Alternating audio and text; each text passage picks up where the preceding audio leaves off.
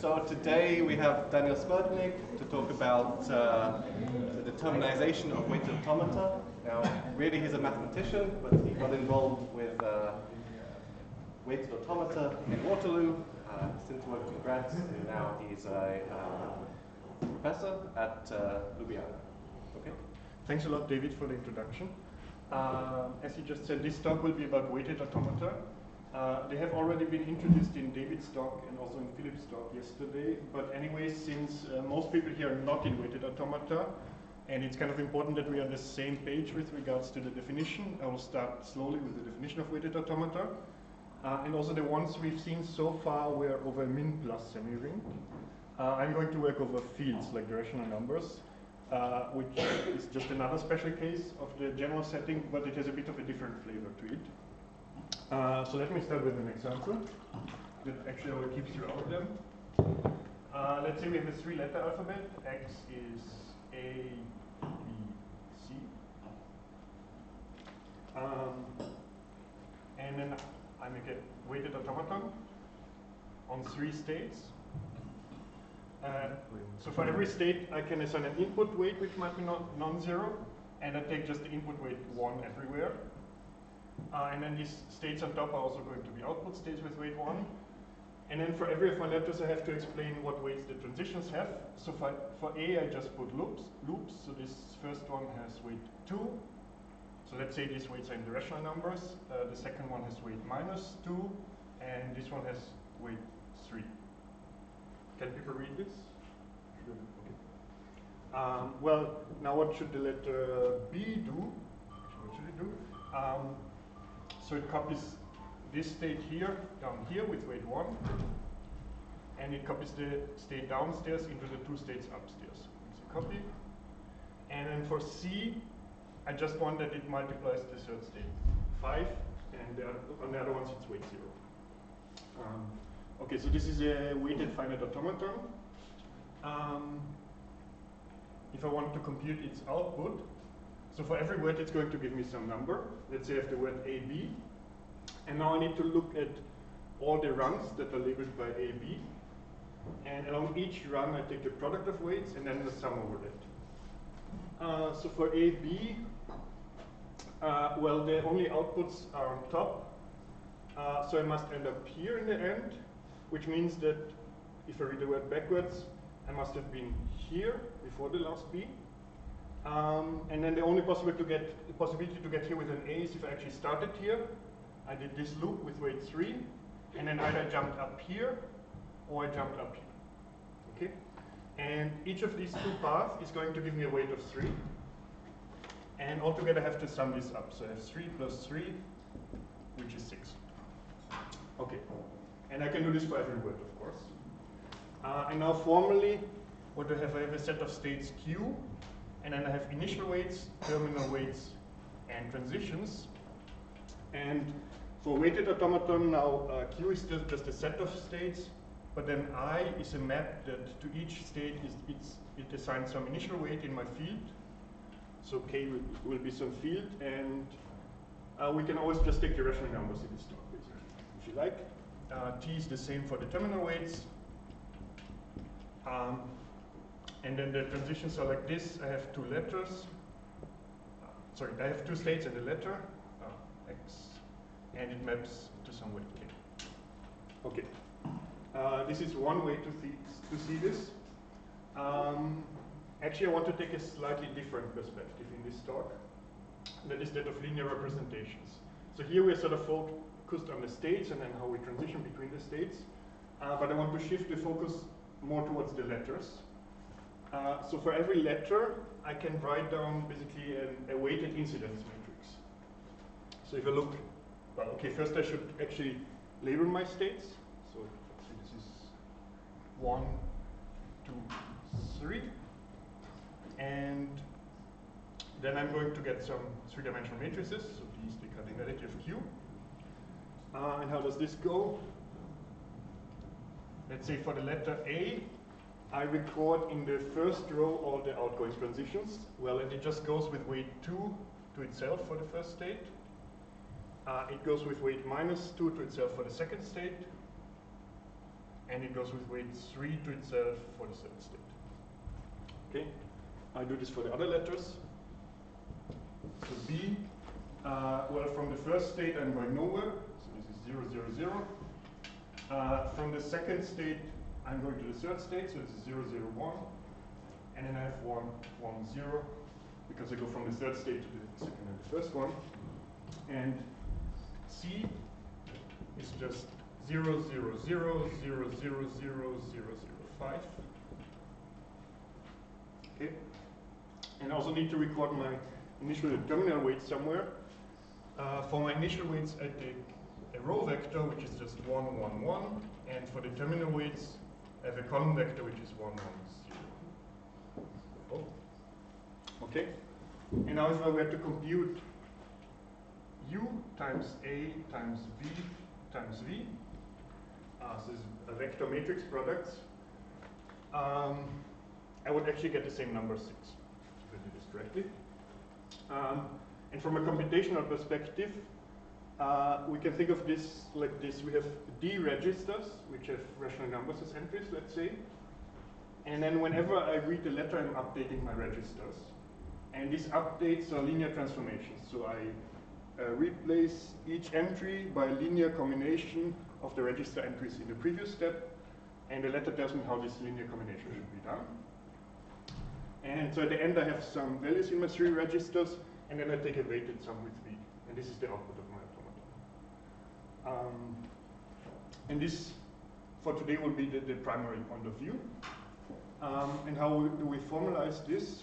Well, okay, we have 2 vectors U, V, and these matrices we gather into a homomorphism from the free monoid, so this will always be mu for me, to K. So I have to say what I do to a word, and if I have a word x1 through xl, it just maps to the product of the corresponding matrices. XL. And then to compute on the automaton A, the output of some word, I just do U, then mu of the word times V. Okay? So it's not hard to check that this matrix multiplication, you're always summing over all the possibilities for the internal indices, and this is doing nothing else but running over all the possible paths between 2 states. So that this is equivalent is easy to check. And therefore, the data, what I really think of as an automaton here, is this triple U mu V. And it's trivial to go back and forth. Okay, maybe, yeah. Usually this would be called a linear representation. So linear representations are basically the same things as this definition of weighted automata.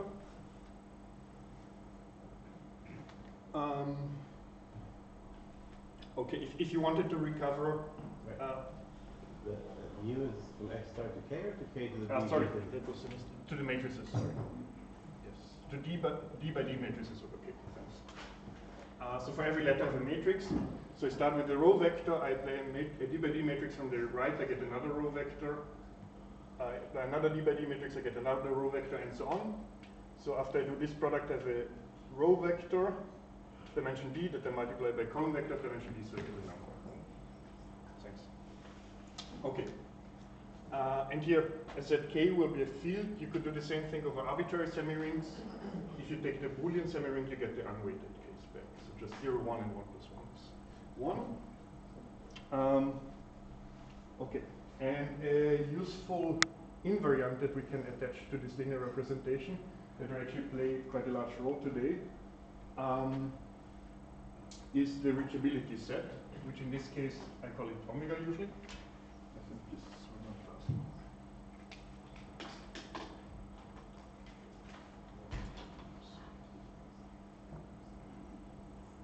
last. By definition, this is U times mu x star.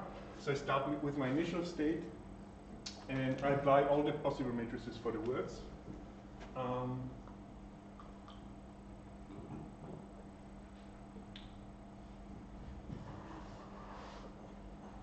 So this is going to be some set of row vectors.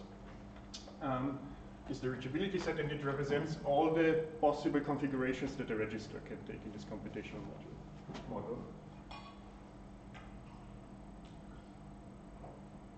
And what is not so good about this is that in general membership in the set is undecidable. So this is a vector reachability problem. If you have a given starting vector and you have finitely many matrices, you're asking can you reach some other vector by applying these matrices in some order? And if the matrices are large enough and there are enough of them, then this is undecidable.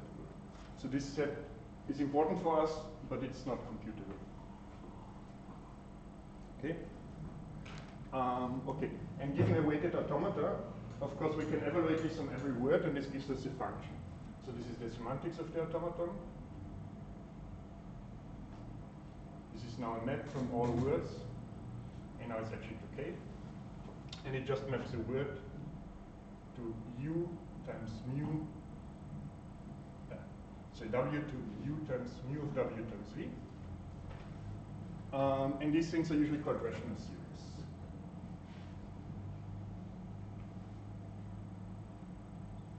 Because it makes some sense to actually represent this as a series. So it's a of w times w. Because this is nice closure property, like it's closed under products, sums, and the clear star. But we won't be needing this point of view today. So you could give a different definition of rational series and then see that the rational series are precisely the ones that are generated by weighted automata. Just a question, why omega is not the set of somehow the relation? Why do you put the u in the omega, the definition of omega, the u? And the v is outside, but it seems better? I didn't write what the v is, sorry. This ranges through all the words. Yes, I agree. So you why omega is not just the image by mu of the set x star? Why do you put the that place? Well, this will also play a role. If you just do the image on the x star, you're getting a finitely generated matrix semigroup that lives in a d squared dimensional space. That will later play a role in the computation.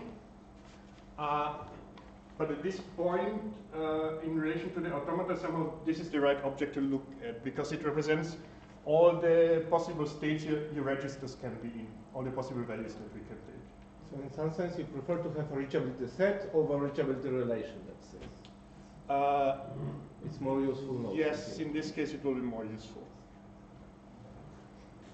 Because, so this will somehow characterize determinizability, and if you do it with the mu x star, then it does not characterize actually determinizability. You would first have to apply this u. Okay. Okay. So we have the semantics. And of course, for every such functional rational series, there will be multiple automata that generate the same thing. And I call A and A prime equivalent if and only if they have the same semantics.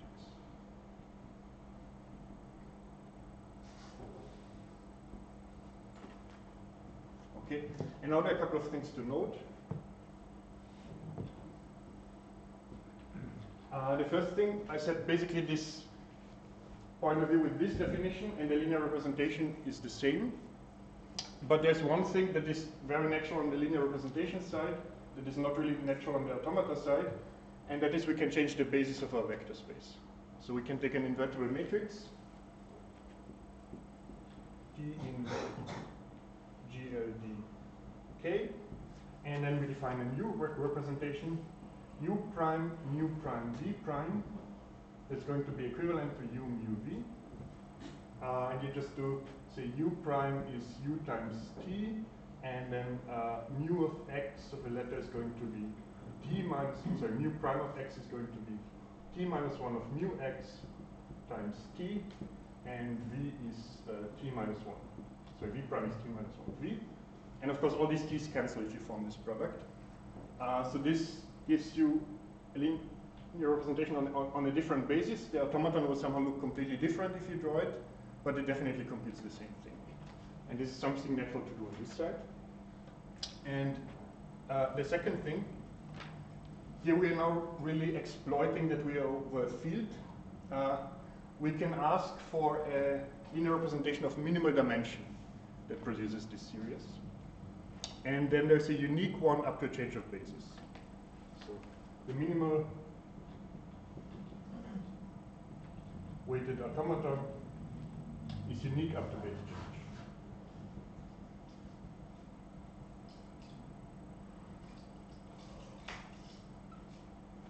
And in fact, for such a minimal automaton, then if you look at this set U, where you apply all mu of W, for W in X star, this will span the entire row space.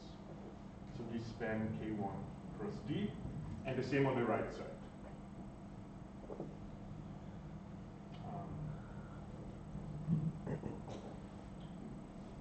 X star, this span KD1.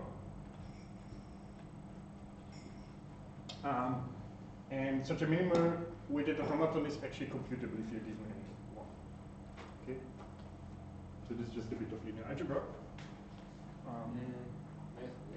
Minimal weight automata is unique up to base and what's the Base change, sorry. base change. Okay. So up to applying the matrix like this in the first step. Minimal in the sense of fewer states or minimal? Minimal dimension, which is the same as the number of states, yes. So there is a minimal one, and it's unique up to base change. And you can actually compute it with some linear algebra. Basically, if you have here some linear relations, you reduce, and you do this on the left and right side, and you get a minimal one. Okay, so this happens only over fields. That would not happen over other semirings in general. Okay, so and on one side, this weighted automata now they generalize our non-weighted automata, so the Boolean one. And the second thing that you're generalizing here is if you look at an alphabet with just one letter, then what you're getting are precisely linear recurrence sequences. So let's say, actually maybe I should add at this point, as people said, I'm a mathematician, so I have a bit of a different background. Maybe I'm explaining something to you that we learned all in computer science kindergarten, and on the other hand I'm skipping some other stuff. So please interrupt me if any of that is the case. So the case where the alphabet has just one letter, we're looking at a linear recurrence sequence. And that's basically some sequence of natural numbers where you're giving some initial numbers and then you're producing the next ones as a linear combination of those. So the basic example are the Fibonacci sequences. Is the Fibonacci sequence. You start with 0 and 1, and then you always take the sum of the previous two entries. So 1 plus 0 is 1, then 1 plus 1 is 2, 2 plus 1 is 3, and so on. So this is A0 is say 0, A1 is 1, and then AN is AN minus 1 plus AN minus 2. And you can write this in this matrix form. So we would take these two as initial state. U is 0, 1. And now my matrix, what should it do? Well, the second state here should be the sum of the two states. So this is 1 plus 1. And then I'm just moving the old second state into the first one to keep it. So this is 0, 1. And I'm outputting the entry of the first register. So this is E is 1, 0. Okay. And if you look at this weighted automaton on a single letter, you're getting precisely the Fibonacci sequence. And you can do this for any LRS. Basically, the matrix here is the companion matrix. So it will just shift some registers, and then the last register is a linear combination of the previous ones.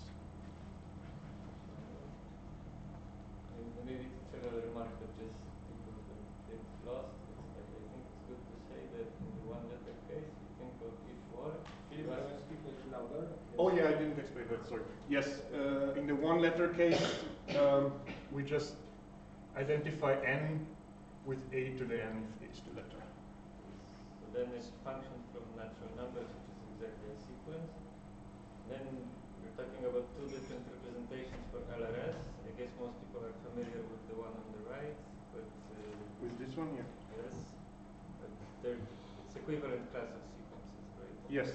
So you get from here to here by, well, what do you need? You need somehow the previous, I don't know, let's say D states to compute the D plus first one. So you put D registers, and then first you compute this linear combination, this new one, and then you shift your registers by one. You drop the oldest state because you don't the oldest register because you don't care about this in the future anymore. And in the now free slot, you write a new entry. And if you write this as a matrix, it's always going to look something like this. Zeros on the diagonal here. So this is the shifting. To get this right, only up to here. And then here you're going to get some coefficients. Probably I'm going to do them the wrong way around.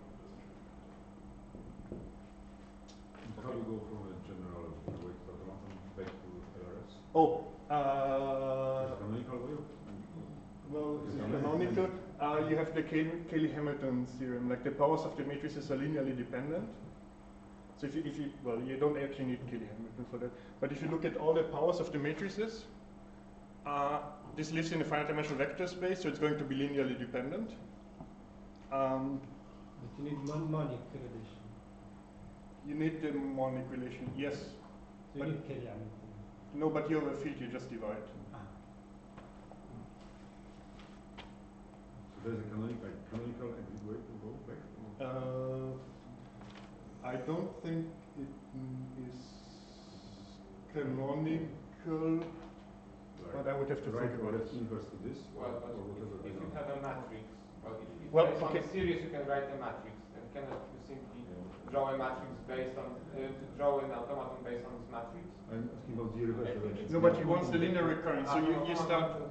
So what you get from Cayley-Hamilton is you get some. I think it's canonical because But it's just a from automaton characteristic you can go polynomial. This is the characteristic of polynomial, but now the question is what does canonical mean? But if you want to go I mean, directly this is the minimal one. So this is the unique one of lowest degree. So in some sense it's canonical, yes. So you get this.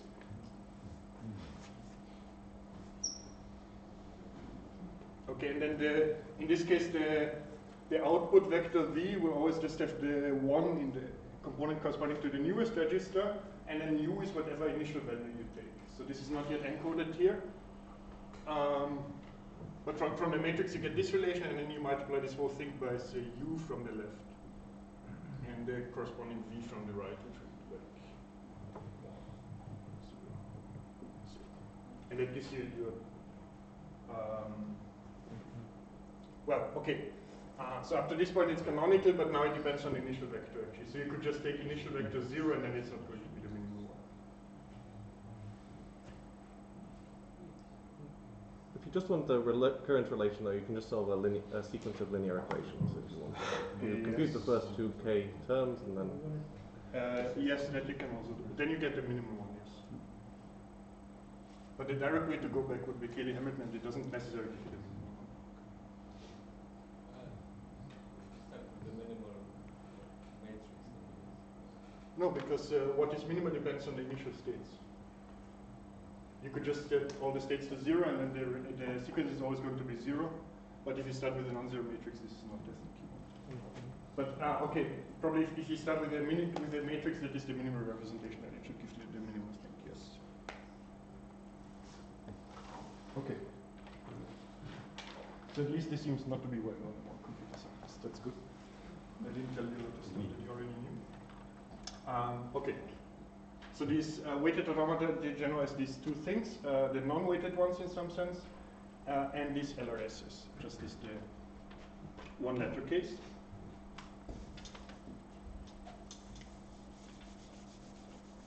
And now we are interested in the problem of determinizing these things. So in general, for weighted automaton over field, there's no equivalent deterministic one.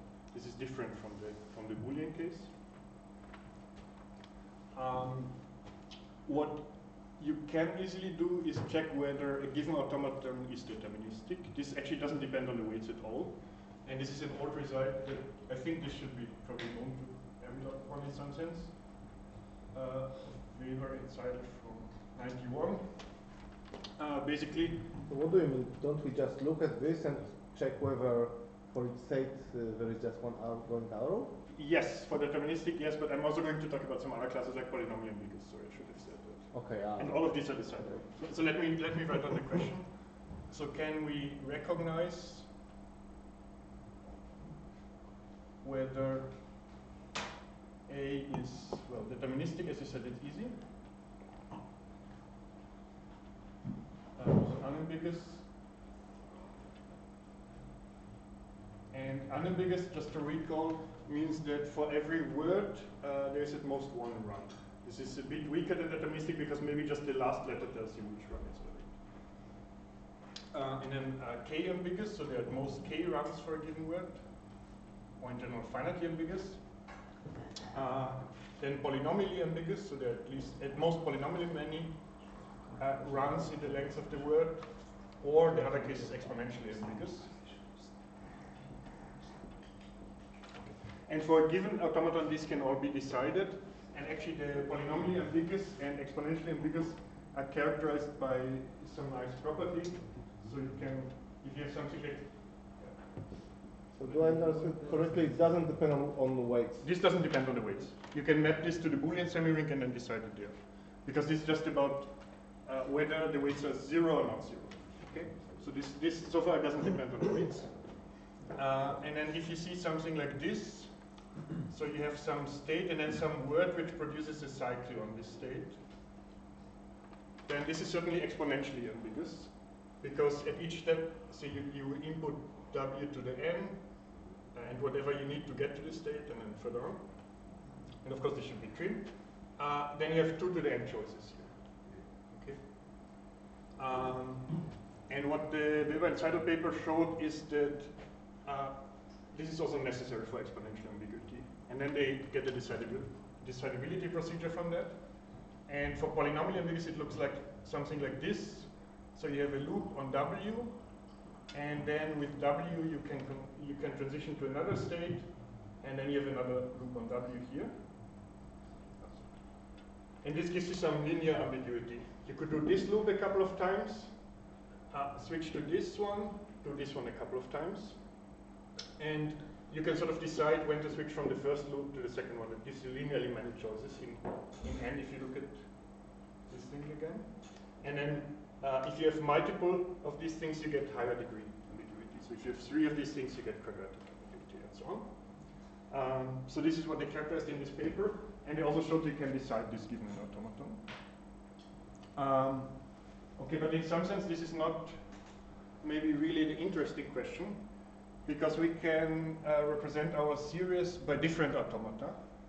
And what we might really want to know, well, given such a weighted automaton, is there an equivalent one that is deterministic, unambiguous, finitely ambiguous, polynomially ambiguous, or exponentially ambiguous? And this now depends on the coefficients. Because if you change this automaton in some sense, you're going to change the coefficients, and if you do this badly, you're going to change the output. So this is actually what my talk is about. Given a weighted automaton A with weights in a field, is there some A prime with the same semantics as A, and A prime is, well, deterministic, or more generally unambiguous, finitely ambiguous, polynomially ambiguous, exponentially ambiguous. So this is the question we care about now. Okay, and let me actually draw you a picture here. If there are questions, please feel free to interrupt, of course.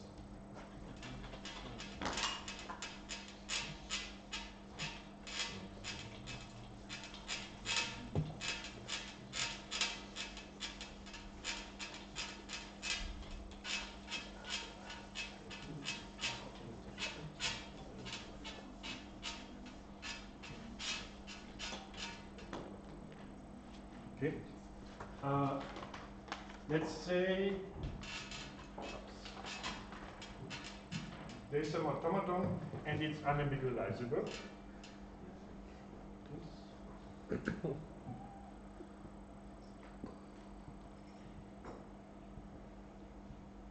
Meaning there's an equivalent unambiguous one. Then David already remarked on Monday, I think. Well, if you have an unambiguous automaton, you think at most run for each word, so you're doing the product over the weights, but you're never actually doing the sum. So every output is going to be some product of the weights of this unambiguous automaton. Now if you have an automaton that is maybe not unambiguous, but there is an equivalent unambiguous one, you know the outputs will all be products of the weight of this other one that you don't know potentially. But that means that all the outputs are actually the non-zero outputs are in a finitely generated subgroup of the field. So if you have something that's unambiguously, you get here on the series level that there exists a finitely generated subgroup of the multiplicative group of the field, k times, such that for every word in your alphabet, the output AW is in G naught, which I use as notation for G union 0. So for instance, if you do this over Q, in the outputs you're only going to see finitely many prime factors in the denominator and numerator. Okay? That's kind of obvious, but it was first remarked by Reutenauer in 1979, and he didn't just remark that, he proved a number of equivalent things for unambiguous automata, how you can express them. And he came up with the conjecture that the reverse should be true. So if you're given such a series with this property, then there should be an unambiguous automaton that recognizes this. So the property of being unambiguizable should be characterized by some arithmetic property in the outputs. So he conjectured this in 1979. Yes?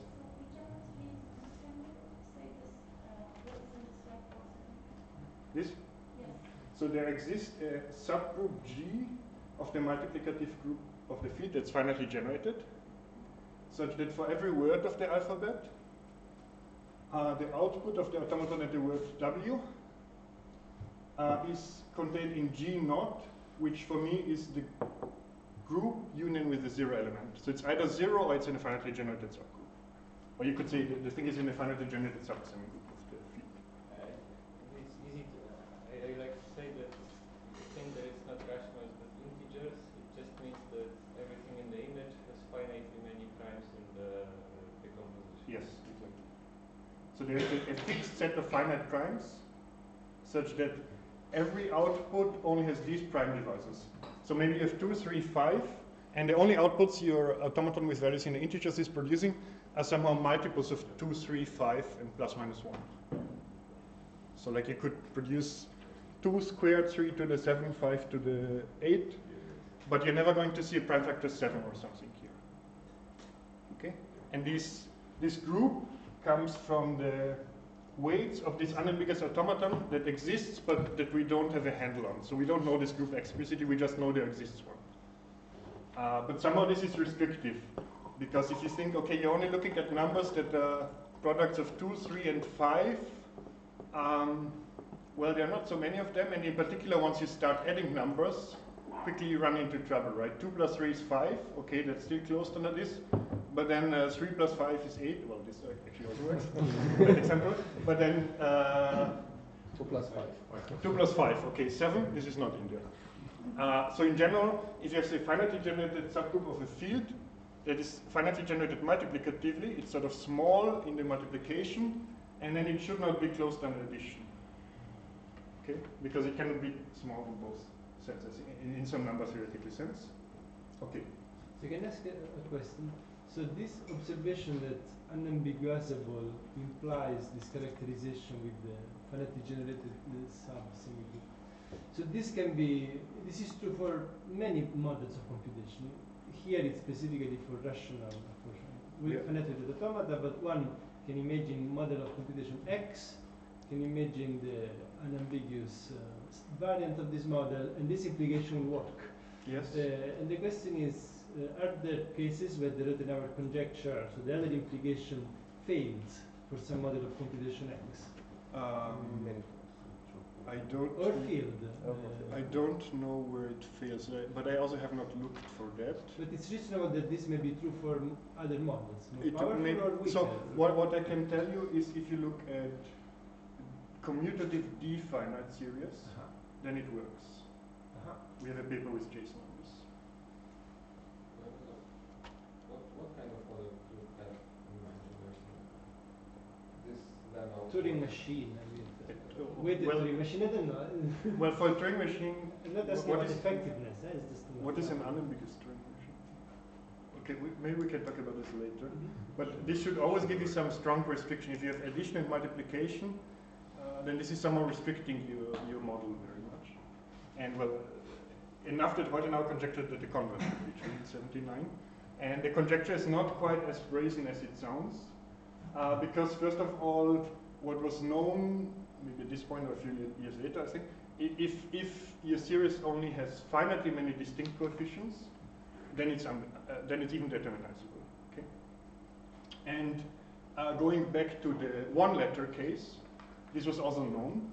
So actually, if you have the one-letter case, then this was proved by Polya in 1921 for the ring of integers. So this is a bit older than actually Automata, but it was about linear recurrence sequences, and really not linear recurrence sequences, but the linear recurrence sequences are precisely the coefficients of one variable rational function. So quotients of two polynomials, and then you restrict the coefficients in this way, and then Polya showed they have a very particular shape which corresponds to unambiguous. And then some other people were working on this. There was Benzogu, sometime in the 70s, actually 70, who went from rationals or integers, what Polya did, to fields of characteristic 0. And then there was Bézivin in 87, who did the one-letter case for all fields, even positive characteristic. Okay? Okay, and what I showed with my collaborator Jason Bell in 21 is that actually this is reversible. So if you have a series of this type, and we call this then a Polya series, a rational Polya series is recognized by an unambiguous weighted automaton. Okay? What was also known is that somehow you can characterize the determinizable ones, so this would be a subset here.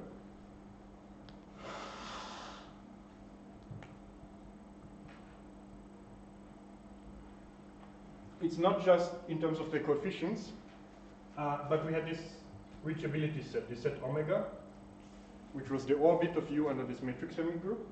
And well, determinizable means that you can cover this set in your d-dimensional space with a finite number of lines going through the origin. So this omega is coverable by finitely many lines.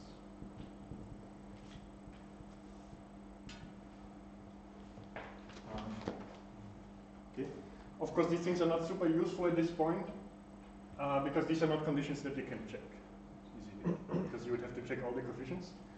But the point of today's talk will be to sketch a bit how this proof goes, and then I'll indicate how this leads to an algorithm. I will not do the whole algorithm because once you actually get into the algorithmic side, things get a bit nasty. We tried to do this in Warsaw in February. We ran out of time after 4 or 5 hours, I think. So I'm not going to try to do this here today, but I will indicate you what are the main tools in the structural bridge. And actually, let me tell you a little bit more here. Once you've realized this works for unambigualizable, there's an obvious condition for finitely ambigualizable. So there's a larger class of rational series that are finitely ambigualizable. So there is a finitely ambiguous automaton that recognizes them. And then, well, okay, so here there is some constant, capital C, such that you have at most C runs for every word. So you're going to get a sum of at most C elements from some G naught. So you would get sort of the same thing. But now your outputs are some C G naught. So this is C copies of G naught. Okay? And of course, this implication is obvious. And now you could also ask if you can turn this around. Once you can turn the other one around. It turns out that this one is actually much harder. So it's not actually resolved in general. Okay, you could even go further, and you could ask about polynomially ambigualizable. Excuse me? Yeah. Could you kind of explain this definition of finite ambiguizability? What is on the right? This is C copies of G naught. And the G naught is the same as below. It's typographically not the ideal reading direction. So there exists a finitely generated subgroup of the multiplicative group of the field, and some constant C, such that every output is somehow a sum of at most C elements from this finitely generated subgroup. So once you have understood this, this is clear that this works. Okay. Okay. Well, for polynomially ambiguous, it's not so clear because now. Well, okay, you could say this is polynomially many things of this, but this is not super useful actually if you want to turn the thing around. But actually there is something. And so this was noticed by a master student of Philip, by Anthony Puch. I'm not going to give the exact condition he gave, but some that you get with the same proof. So if you have something polynomially ambiguous, and you have a minimal linear representation, now you look at the semigroup of matrices, and you can say that all these matrices have the eigenvalues in the finitely generated subgroup of the field, or 0. So eigenvalues in G naught. And this is actually not so trivial to prove. So Anthony noticed this. And for one letter alphabet, would it be easier to see this? For one letter alphabet, it's easy, yes. Well, okay. Sorry, I should make one. Yeah, I mean, for one letter alphabet, you just have one matrix, so it's always a G naught.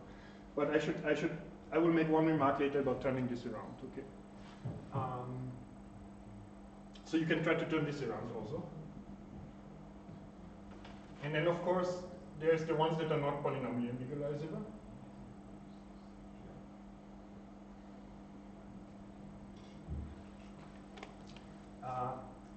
Well, and what do we know here?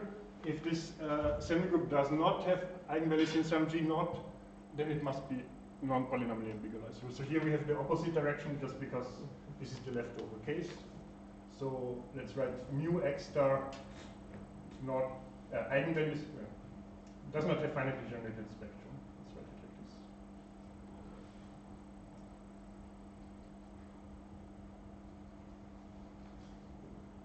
Okay. Spectrum is set of eigenvalues. Yeah, set of eigenvalues. So take all the eigenvalues of all the matrices, and they should be in a finitely generated subgroup. This is what I mean by finitely generated spectrum. What has been known, what Bézivin also proved, for the one-letter case, you can turn around the finite ambiguizable. But so here something changes. Once you go beyond unambiguous, to turn it around in this way, you need to allow field extensions. So you might have to go to a bigger field. Okay. So from this point onwards, let's say K is algebraically closed.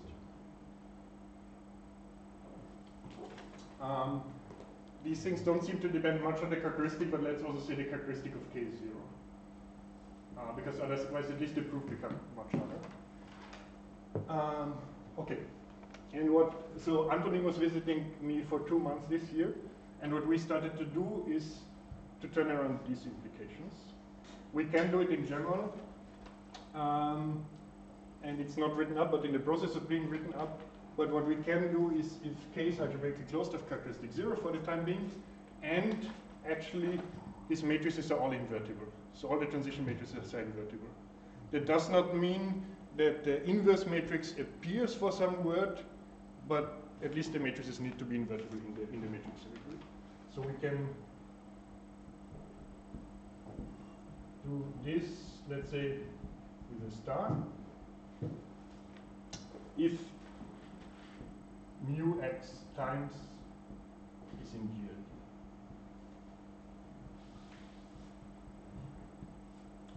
We don't think this is essential, but it's going to be a lot more work to go to the semigroup case still. So we're writing up the group case first. And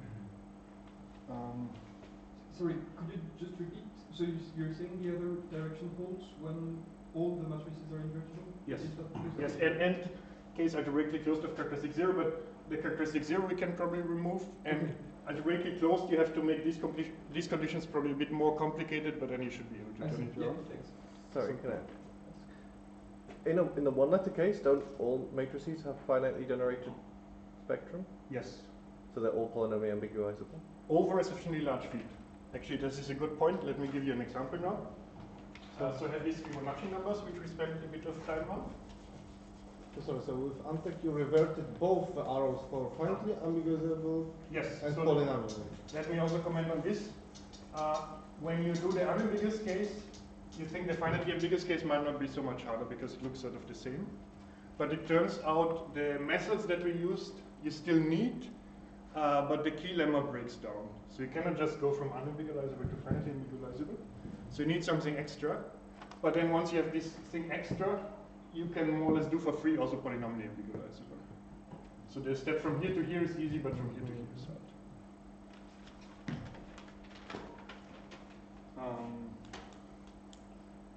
Okay. For your comment, let's look at the Fibonacci numbers again. If you draw the automaton, that's really weak. So it's going to be something like this. So in those ratios, then you always do one. So there's two states. All the weights are 1, and you just have one letter. There's a loop here, and this is the input. And this one has this loop here, so it's actually exponentially ambiguous, right? And this is over Q. But then you can express the Fibonacci numbers in the following way. What you do is we have the system matrix 0, 1, 1, 1, I think. You can diagonalize this over Q, but you can do it over an extension field. You need the golden ratio. And then you can write the Fibonacci number, the nth one as 1 over square root 5. What do we bring this here? Phi to the n plus psi to the n. And phi is 1 plus square root 5 over 2. And psi is 1 minus square root 5 over 2. And these are not rational, of course, but you can work over this slightly larger field. And then what you have here, you just have to compute 2 powers and then add them up. So this is 2 ambiguous. So from this point onward, things become sensitive to the field. And what happens is that if you go to a large enough field, you can always put your matrix in Jordan normal form, and then you get something polynomially ambiguous. And the characterization of finitely ambiguous is then that this matrix is actually diagonalizable. But and there you see somehow why things should become much harder for multiple letters. If you have one letter, you have one matrix, you put it into Jordan normal form, so in particular it's upper triangular, you can compute powers, everything sort of behaves nice, just depends on the eigenvalues. But now as soon as you have 2 matrices, you're considering products of these matrices. You cannot in general simultaneously diagonalize them, also not put them simultaneously in Jordan normal form, and you have in general no control over eigenvalues of products of matrices. Okay, so this is why it becomes hairy once you have 2 letters. Let's see. I have a question. I was thinking about this characterization. There is this Burnside theorem that provides a way to move from finitely generated matrices to the set of matrices that you can generate that is finitely generated. Are you using this kind of thing? Burnside appears to provide termination in the algorithms. So it shows that the finitely generated matrix semigroup is actually, the torsion matrix semigroup is actually finite. Yes. And you need this to get the algorithm to terminate. So thanks for this point. Okay. As I said, I want to, even though this is a computer science conference, I want to not say too much about the algorithm. I will try to say a little bit about it later, but I want to show you the 2 key ingredients to turn this thing around, because this is a bit more elegant and simpler to explain. So there are going to be two things. One is a sort of new automata theoretic construction. So we introduce a topology, and then with that we can construct an automaton that is equivalent to the original one. And then the second thing is a theorem from numbers theory about unit equations. So this is a deep theorem from Diophantine number theory.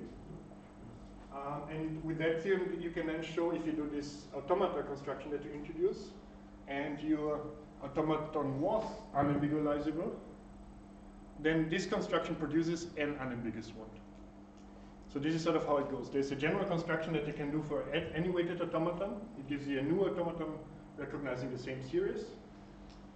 And it happens to be that if actually your thing was unambigualizable, then it gives you an unambiguous one. And if your thing was determinizable, it gives you a deterministic one. And this is a sort of structural reversal of this. So if you then want to make this thing decidable, the point is, can you actually construct this automaton? So it tells you which things you have to prove.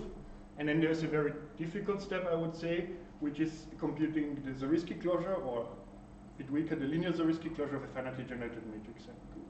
This is where things become difficult, but it's possible. So this part becomes decidable. And I think that maybe we should do the break now. And then after the break, I will tell you about this unambigualizable business. And I feel a bit sorry for the people from Warsaw, because we talked about all of this in February already. I hope I can maybe say a little bit about this thing at the very end, but we'll see how we do it. Never hurts to listen twice. Okay, then let's do the break. So we resume at 11.